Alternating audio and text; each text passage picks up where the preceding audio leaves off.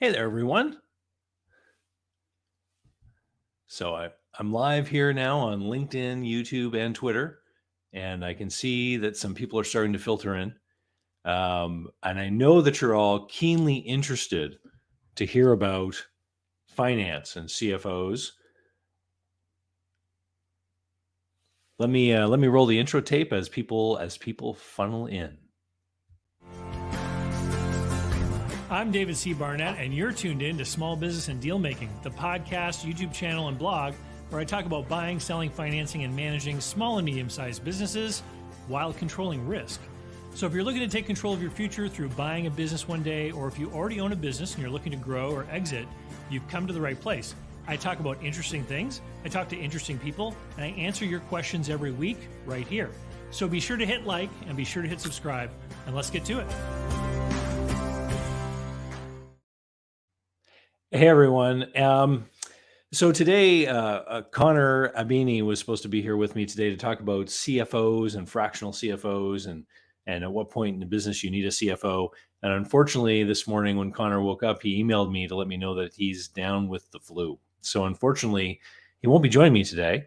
But don't worry, we're going to have him back after Christmas. And I put together a different little agenda for today's live stream because I didn't want to let you down. I know lots of people mark it in their calendar and they take time out to tune in. So what I've done is I've gone through my video question list. And so these are the questions that Erica pulls together for me of all the comments you guys leave on different YouTube channels, as well as comments that come in on Twitter or via email that I use to then generate videos every week. So I went through and I picked out a bunch of questions that are shorter that we're going to be answering here today during this live stream. But I also have a few different updates and things that I want to tell you guys about. And the first big update that I want to tell you guys about, especially people that are joining me live, because obviously you enjoy these live streams, is that on Friday afternoon, I'm doing my annual Christmas Eve special, even though it won't really be Christmas Eve. But it's the most ambitious Christmas Eve special that I've ever done. I have a whole whack of people that are going to be stopping by, and I'm going to be going over a 4-hour period. So the event hasn't been created yet, but if you tune into the channel, it should be there for you to put a notification bell on sometime this week. I've got Giuseppe Grammatico, who's been a guest on the channel a few times over the last couple of years. Giuseppe is the franchise guide. He's going to be talking to us a little bit about the year in franchises and what we can look forward to next year.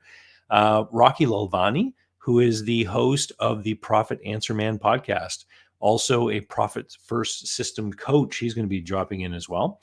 Mark Mawhinney, who hosts a podcast called Natural Born Coaches, is going to be stopping in. Mark's a good friend of mine, lives right here in town, who also runs an online business and has also been a guest on my show a few times. Rick Nicholson, who came just about a month ago to talk about theft in restaurants. He's going to be coming in.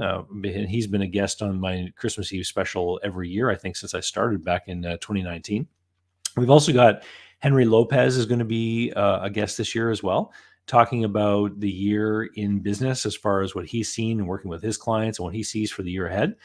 For the first time ever, the original business buyer advocate, Ted Leverett, is going to be stopping in as part of the Christmas Eve special on Friday afternoon as well. And this year's channel sponsor, Mark Willis from Lake Growth Financial Services, is going to be coming in for a little chat with us too, to see what's going on with him. And then lastly, Mike Finger, who I don't want to forget, because Mike Finger and I have been spending, and Mike's been a guest on the show before too, but Mike and I have been spending a lot of time together because since the end of August, we've been working on a new podcast project ourselves. And let me throw this picture up here. A new podcast project called Your Exit Squad. And we have now completed the recording of season 1. I would remind you guys that if you want to tune into this new show, go to yourexitsquad.com. That'll bring you right over to the YouTube main page for the channel. Click the subscribe button over there. We are going to start releasing episodes in the middle of January, and I believe we've settled on Monday to be the release date of each show. We have 13 episodes recorded. The format, like the whole show, is about exits and it's for small business owners.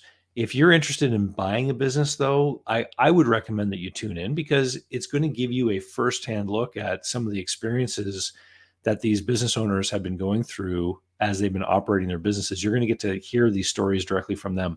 So there's basically two kinds of content on the channel.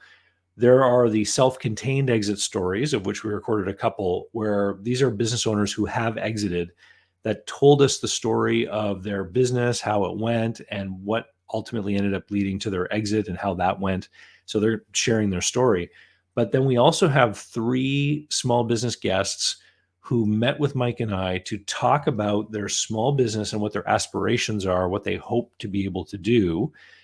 And then we match them up with some small business experts, coaches, consultants, etc., to work together. And so this is why the season spanned several months of filming time, as it were, because these people worked together over a few months. And then we had them come back to talk about the progress and what had happened during the time that they were working together, and what changes are already starting to occur in some of these businesses, with a view, of course, to making them either more easily managed or more valuable as far as an exit, or easier for the business owner to exit down the road.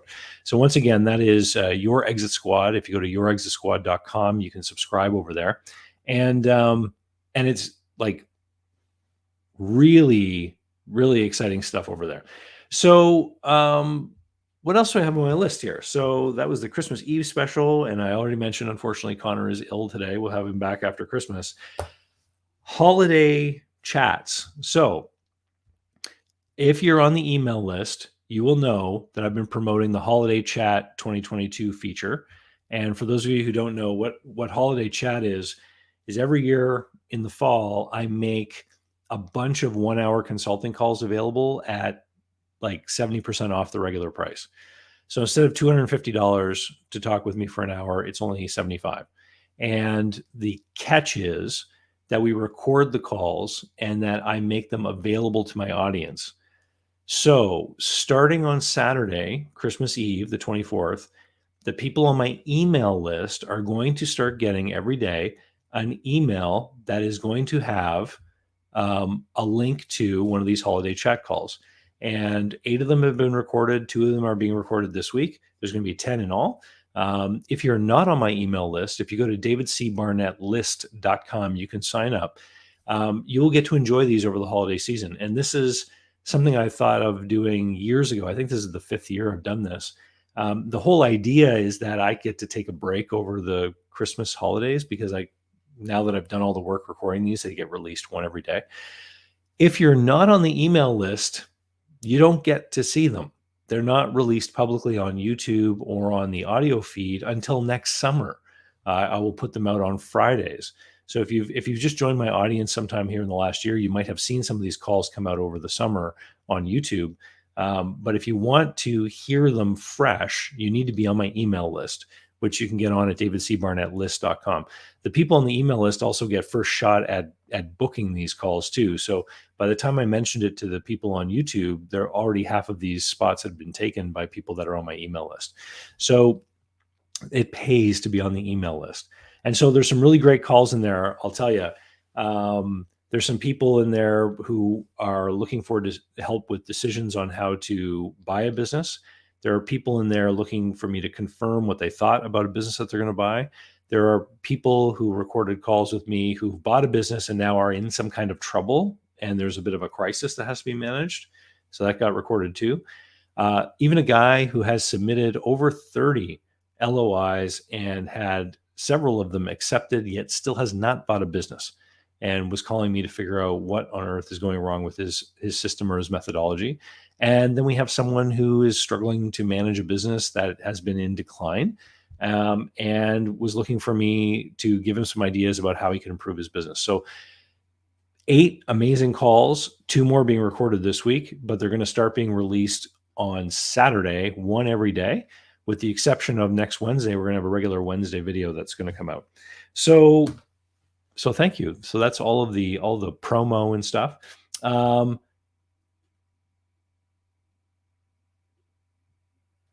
And comments are coming in. Good. Nice that people have joined me live. So let me hit some of these questions that you guys had put in here. So there's a question here from Nicholas, and he had submitted this question by Twitter. Every once in a while, I'll ask on Twitter, "Hey, do you guys have any ideas for any videos that I should create?" And there's my Twitter handle. D Barnett Moncton is my Twitter handle if you're on Twitter and you want to follow me. Nicholas suggested, "How about a piece about operating and consolidating markets? How to manage your business if aggregators come in and roll up companies." Feared competition or newbies doomed to collapse? Question mark. New attractive exit opportunity, potential to partner? Question. So he wants me to talk about what to do if you're in an industry, I'm guessing, and some new entrants come in and start rolling up companies. Well, it's a change of the competitive landscape. There's an exit planning course that I teach, and which you can find over at howtosellmyownbusiness.com. It's all the stuff in there for sellers. But one of the questions I ask is there consolidation going on in your industry? Because if there is, it can create a pathway for your exit. Now, from Nicholas's question, though, it would seem that he's talking about reaction to news that someone starts rolling up in your industry. And I thought it was a great question because I very often talk with people or get questions from people who have not bought a business yet. And for people who are buying a business, it's very easy for you to see this as an asset because that's the way you're approaching it from the buyer's point of view. You're saying, "Oh, there's a business, it makes a cash flow. I would like to buy that business. If it goes up in value, maybe I'll sell it, etc." But I can tell you that working with people who own and run businesses, especially people who are owner managers of their businesses, um, if you go there to work every day and you're trying to plan your own personal life, as in retirement, family, all that kind of stuff, and you have your business, which you're also managing and planning the future of the business, you may know that one day you're going to sell. But if somebody knocks on your door and wants to buy your business like 8 or 10 years before you ever thought you were going to sell it, it may not be such a good thing. Let me explain what I mean. I have worked with people before who have had an opportunity to sell a business, and the price they were going to get was really great. And so they thought, this is the time to exit. And so they exited and they got the money. But a lot of the times when we're talking about Main Street small businesses, we're talking about multiples of cash flow that create, of like two and a half times cash flow for your exit price. Oftentimes this is not enough money to retire forever, because for a lot of these small businesses, that's not millions and millions of dollars, right? And so I've had several people who have exited because they had a really great opportunity to exit and they weren't sure if such a great opportunity would come along again. They did the deal, got the money, but then they were middle-aged people with no income. And the idea that, hey, I'll have all this money, I can just buy something else. Well, you could do that.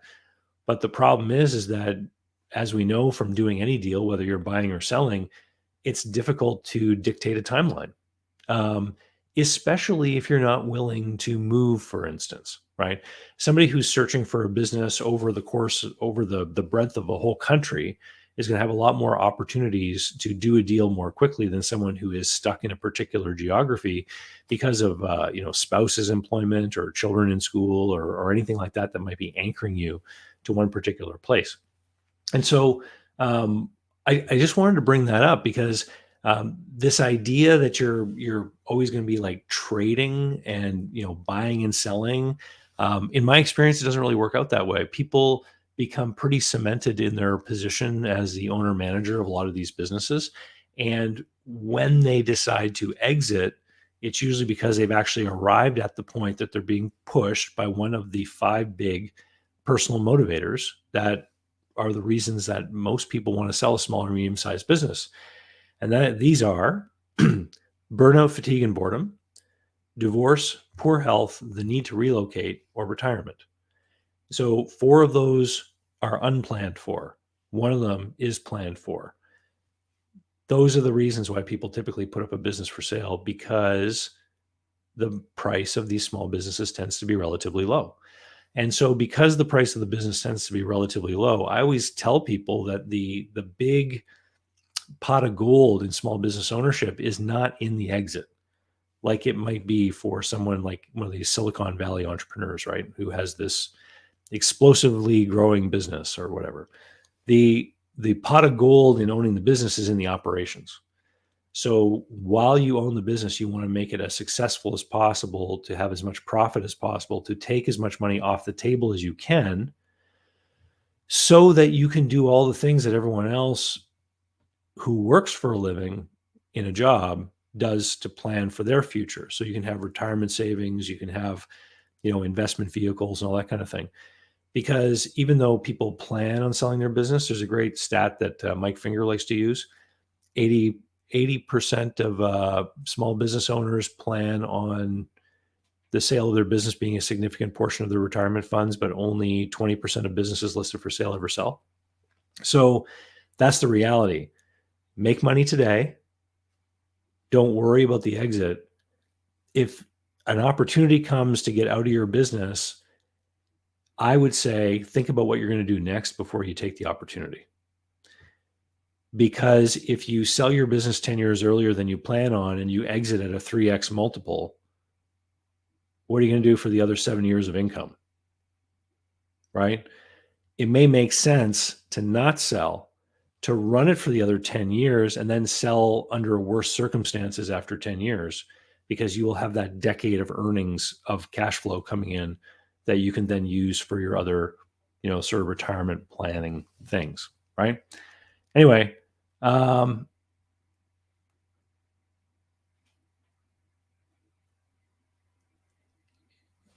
guys, comments coming in like crazy. That's awesome. So Matt Carter says, same can be true for HR experts, lots of pieces to buy.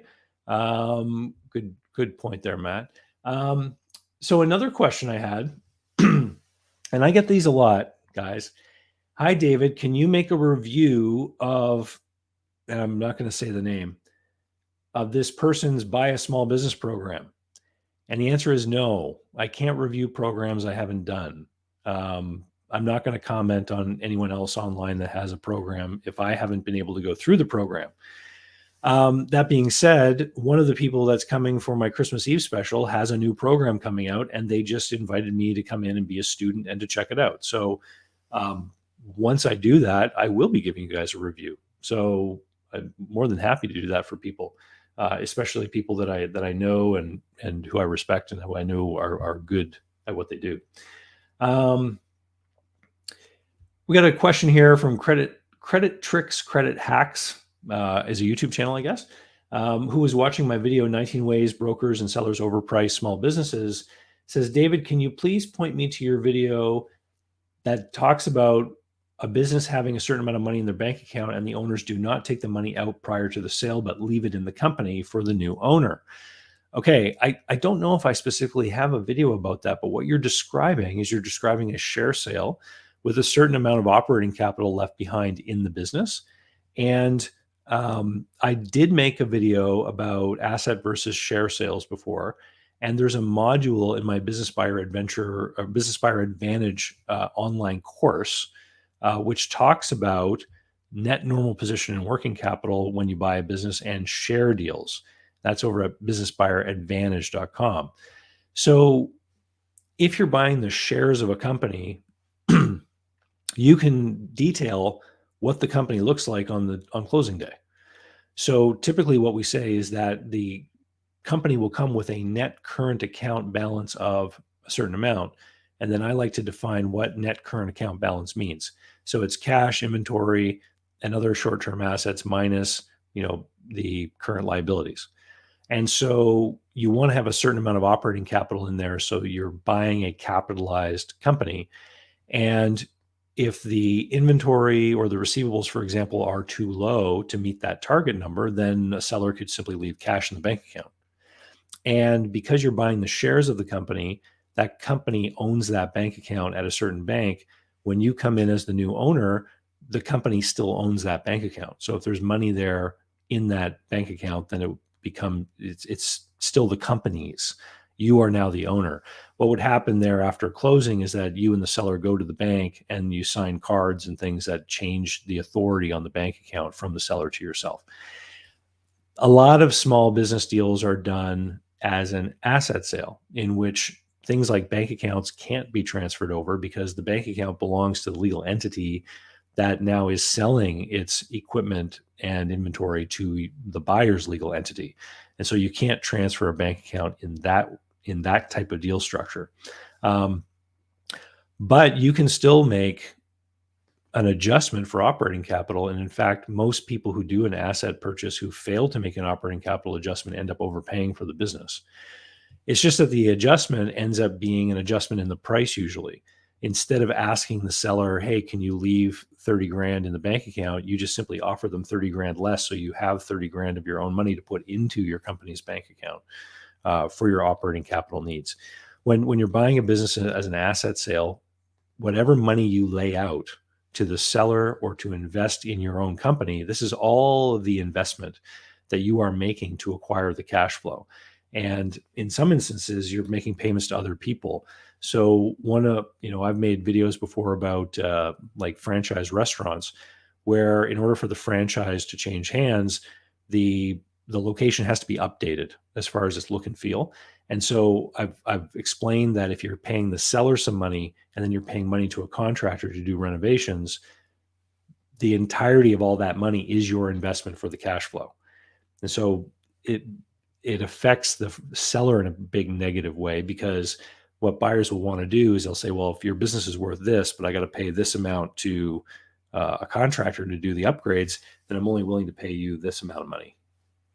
If you can see my hands waving around and understand my visual aids here. Richard's telling me to rock and roll, man. That's awesome. Thank you. Good to see so many people joining me here live. Let me see. What's the next one I've got in here? So Oso Savage was also watching the video I made, 19 ways brokers and sellers overprice small businesses, and asked, what are those databases for sold businesses that you are talking about? So in the world of small business acquisition, buy, sell, the world that business brokers work in, there are private databases of transactions where you can actually look up and see what other businesses have sold for, and they're anonymous. So you'll just see like restaurants, you'll see what their revenue is. You might have a little bit of a description. So you might see like a Italian restaurant, steakhouse versus pizzeria, that kind of thing. And you can see what the profitability was, and you can see what they sold for as a multiple of their seller's discretionary earnings, or what they sold for as a factor of their revenue, et cetera. And some of the big ones, there's one called Deal Stats, there's one called BizComps, there's another one called IBA, Sales Data, and they cost money to subscribe to. So some business brokers can get free access to them by submitting data points. So when I was a broker, whenever I did a deal, I would fill in a sheet with the information about the deal and submit it to the database.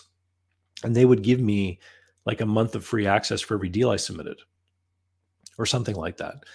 Now that I'm no longer a broker, I have to pay. So some of these are thousands of dollars a year.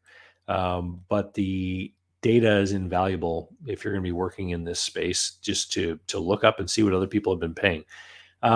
Knowing what others have paid for a business gives you insight into the risk that buyer saw in the business. So you can have two different businesses, both with the same cash flow, like $100,000 discretionary earnings. But if you look up septic pumping businesses with $100,000 of SDE versus restaurants with $100,000 of SDE, the septic companies will sell for a lot higher multiple of SDE because they're seen as a less risky business, which just makes sense. Less competition, greater barriers to entry, got to buy the big truck, that kind of thing. Restaurants, discretionary spending, lots of competition, fewer barriers to entry, all kinds of reasons why restaurants are more risky, right? Let me take a little moment here to run a clip for today's video sponsor, Mark Willis. Special thanks go to today's video sponsor, Mark Willis of Lake Growth Financial. Mark helps people better manage their personal wealth and business finances through the Bank on Yourself insurance strategy.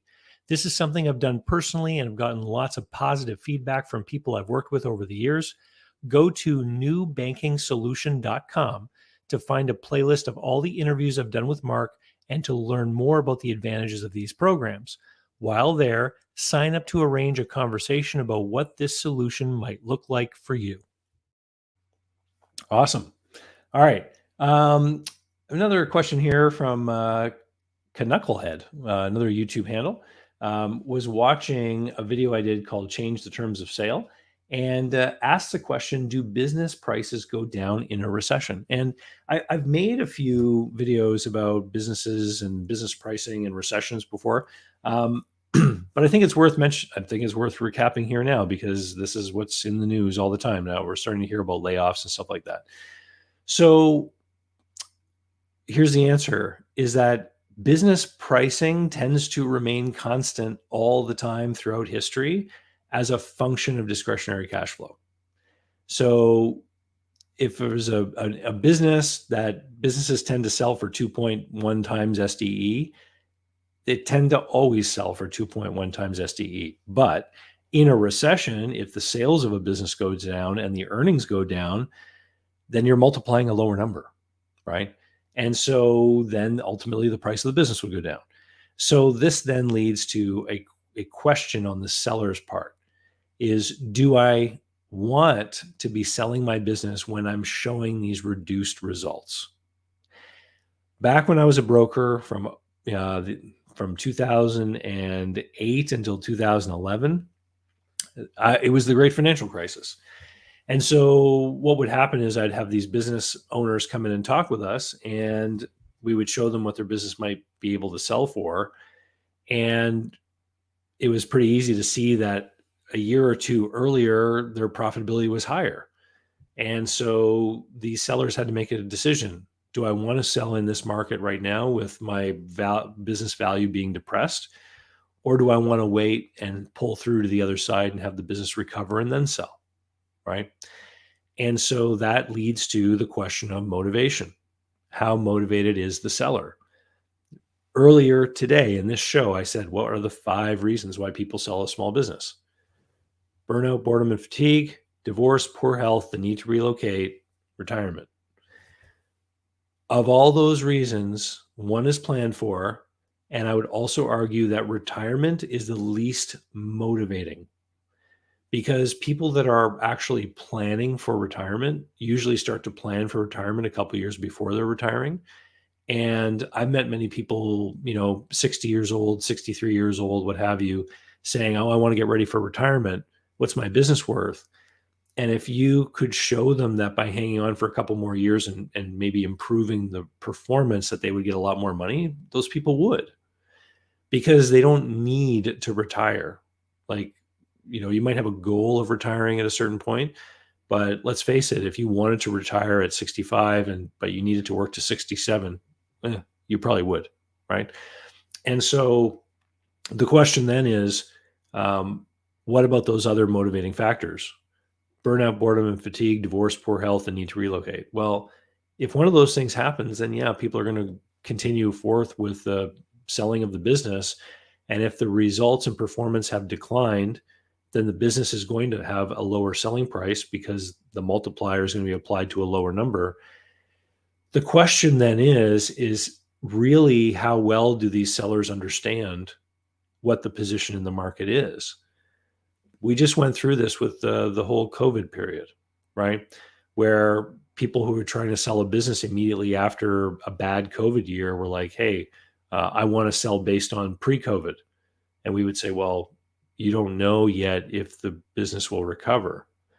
Some people were doing deals. Some people were doing deals that were contingent upon the business recovering to a certain point. You could do that. You could try to do that. But if a seller needs to sell, if their doctor told them they're ill, if they have to move, if they're getting a divorce and their family circumstances dictate that they can't run the business anymore, then they're going to go into the market and they're going to put it up for sale. And if they meet the right broker who sets their expectations, they're going to understand that they are going to have to be accepting a price in line with what the business's cash flow is, right? Now, here's the other thing that happens in a recession. We're hearing about all these layoffs, all these Silicon Valley people getting laid off. A lot of them had pretty good jobs, pretty good incomes. And so what ends up happening is a lot of other people enter the market who don't have a job anymore, but they may actually be sitting on a good lump of money. And so it can actually become more competitive on the buyer side because people will look at business acquisition as an alternative to seeking employment. That being said, every business is unique, every circumstance is unique. And even if the whole country is in a recession, there's going to be certain areas or certain industries that are not really going to be affected by that. So it really is a case of looking at every individual circumstance. Anyway, hope that answers your question a little bit. Guys, I've had a lot of fun today. Too bad Connor wasn't able to join us because he's sick. But I hope to see you guys on Friday, where I'll be spending the whole afternoon with my Christmas Eve special guests. And like I said, Giuseppe Grammatico, Henry Lopez, Mark Willis, Mark Mowini, Rocky Lalvani, Mike Finger, Ted Leverett, and Rick Nicholson are going to be joining me in the afternoon. And yeah, that's it. Have a good one, guys. And I'll see you later.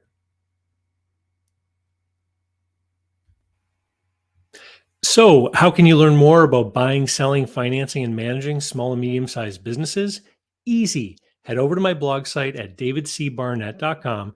You'll find hundreds of articles and videos, all for free. You'll find links to my books and online courses, and you can sign up for my email list and get emails covering topics that interest you and be notified of new videos.